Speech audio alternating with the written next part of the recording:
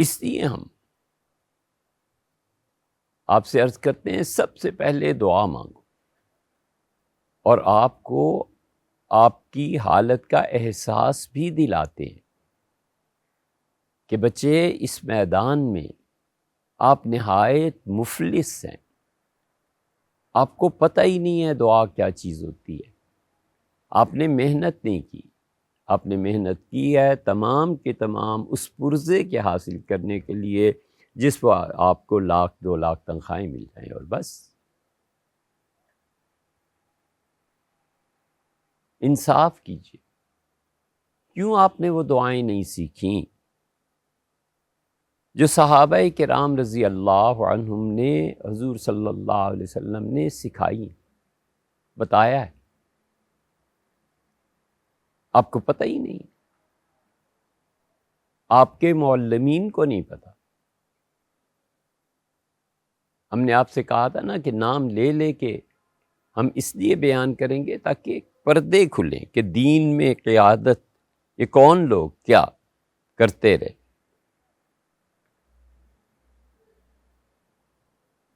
ہمارے شہر میں جماعت اسلامی کے ایک بزرگ تھے اور بہت اعتدال کے ساتھ بیان کرتے تھے، اور کیا خوبصورت بیان ہوتا، پڑھے لکھے آدمی، اور وہ شاگرد تھے حدیث میں شیخ الحدیث مولانا زکریا صاحب رحمۃ اللہ علیہ کے، اور حدیث انہوں نے پڑھی تھی حضرت مولانا حسین احمد صاحب مدنی رحمۃ اللہ علیہ سے دیوبند، مدرسۃ الاسلام میں بھی پڑھے تھے۔ پھر انہوں نے تفہیم القرآن مودودی صاحب کی جو تفسیر ہے اس کی تلخیص اور اس کا ترجمہ وغیرہ یہ سب چھاپا تھا۔ حضرت خواجہ باقی باللہ رحمۃ اللہ علیہ کی اولاد میں سے تھے، اور یہ کہتے تھے کہ میں ایک مرتبہ 15 شعبان کو دلی میں حضرت خواجہ باقی باللہ رحمۃ اللہ علیہ کی قبر پہ حاضر ہوا فاتحہ کے لیے، تو ایک دم سے میں نے دیکھا قبر کھلی اور میرے جد امجد نے قرآن کریم مجھے عنایت فرمایا، تو میرا دل دنیا کی تمام چیزوں سے سرد پڑ گیا، اور میں قرآن کریم کی تلاوت اور ذکر اور اس کی تفسیر اس میں مصروف ہو گیا۔ تفسیر کرتے تھے کیا منہ سے پھول جھڑتے، ہمارے نانا ہمیں ان کی مجلس میں لے جاتے تھے، بہت بچپنے میں، اتنا شعور بھی نہیں تھا، لیکن حضرت مولانا صدر الدین اصلاحی رحمہ اللہ بہت اعتدال کے ساتھ، چونکہ پڑھا تھا سہارنپور اور دیوبند میں، اس لیے ان حضرات کی کوئی تردید نہیں، کچھ نہیں، اور نانا اور دیگر نسبتوں کی وجہ سے عزت بھی کرتے تھے، میٹھے سونف رکھے ہوتے تھے بچوں کو، ہم لوگوں کو وہ بھی دیتے تھے، بہت بہت اچھی تھی۔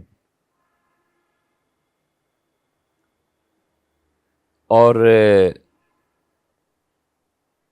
مولانا صدر الدین صاحب رحمہ اللہ انتقال فرما گئے، کچھ خبر نہیں تھی اس دن، اور بہت شدید مصروفیت تھی، اور بغیر کسی ظاہری سبب کے بار بار جی چاہ رہا تھا کہ ان کی مسجد میں جا کے ظہر پڑھ،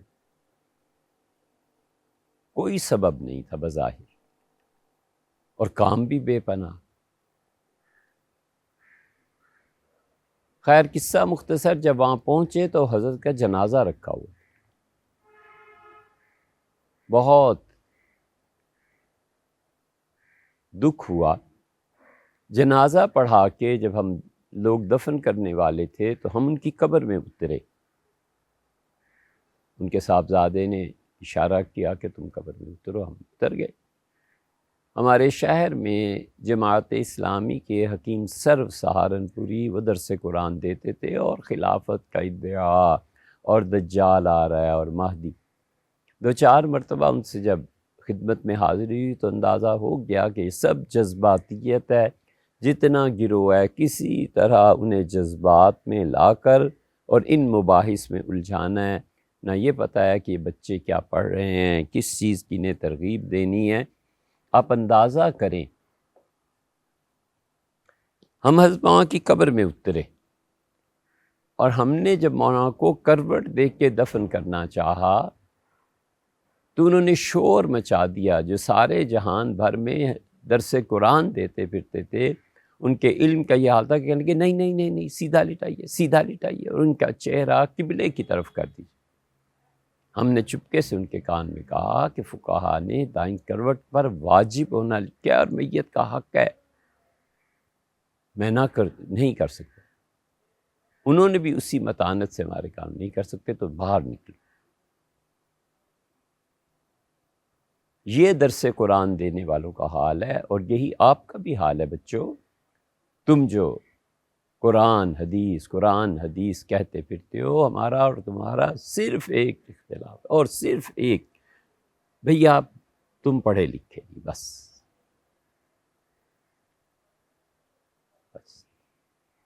آپ کو مکتب کھولنے کا، آپ کو اپنا کلینک کھولنے کا شوق ہے، خوش ہوتے ہیں. الیکٹریکل انجینئرنگ کی کوئی شاپ کھولنے کا، بسم اللہ، ضرور ہماری سرانخوں پہ. لیکن پہلے 8-10 سال پڑھو بچے، پھر جا کے، وگرنہ کتاب و سنت اس سے امت نے جو کچھ سمجھا ہے چپ کر کے اس پہ عمل کرو، اپنے آپ کو انسان بناؤ. اللہ کے قرب کے لیے کتاب و سنت، تلاوت، ذکر، اذکار، یہ رہا. جس کا کام اسی کو ساجے، اور کرے تو ٹھینگا باجے. بس یہ ایک فکر ہے، اور اس کے علاوہ کچھ نہیں.